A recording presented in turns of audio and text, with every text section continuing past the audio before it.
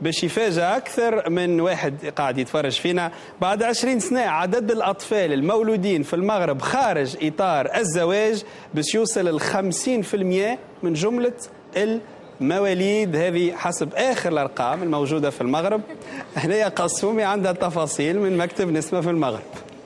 مرحبا بك حمزه ومرحبا بكل ناس نسمع. على ما كيبان انه تم دق ناقوس الخطر حول الموضوع ديال نقولوا تزايد الاطفال يعني خارج مؤسسه الزواج. لهذا الغرض هذا حضر معنا السيده عائشه شنا رئيسه جمعيه تضامن النسوي. مرحبا بك مدام. اهلا وسهلا ومرحبا بكم.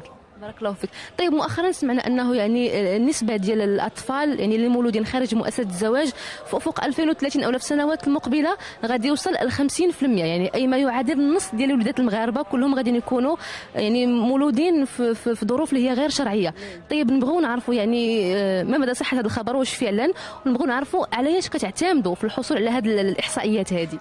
في الحقيقه كان بحث دارته جمعيه انصاف ولقات بان ما بين 2003 2009 اكثر من 500 الف طفل قل من 7 سنين تولدوا غير اطار زواج، ولدهم اكثر من 200 الف ام عازبه بما يتسمى ام عازبه، يعني 11.46% ديال الاطفال اللي كيخلقوا خارج اطار الزواج يوميا على حسب الارقام. كنقول الارقام البيضاء لان كاين ارقام سوداء وهذا الشيء الناس كلهم كيعرفوها. كيتزاد 100 طفل غير اطار الزواج يوميا في المغرب. طيب شنو الحل في نظرك استاذه؟ شوفي تكون مسؤوليه على الجميع. الام اللي كتولد حنا متيقنين منها بلي هي الام. مدونه ديال 2004 كتعطي الحق الاب الطبيعي اعتراف بولده، ولكن هذا راه كان مكسب عند المغاربه من قديم الزمان، وربما كان في تونس والجزائر والدول العربيه كلها.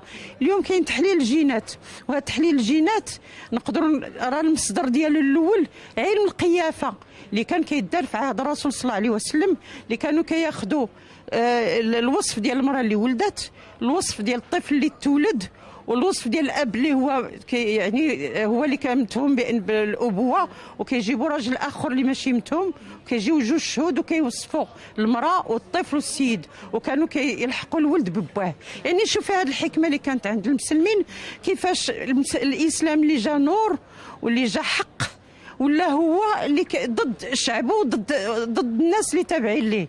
يعني شي حاجه اللي كنجر ناقص الخطر باش الانسان يجلس بعقله. حنا ما كنطلبوا والو، يعني ما بغيناش نشبهوا الغرب. الغرب هو الغرب، وحنا انما عندنا حاجات اللي هما ديالنا حنايا في مكاسبنا نستعملوها اليوم. علاش نغطيو عليها ونغطيو الشمس بالغربال؟ شكرا لك استاذه، بارك الله فيك. الاستاذه عائشه شنا رئيسة جمعية تضامن النسوي. إذن حمزة ما بقى لي إلا نرجع عندك البلاطو ناس نسمع مباشرة بسوداتنا براتيس. إليك.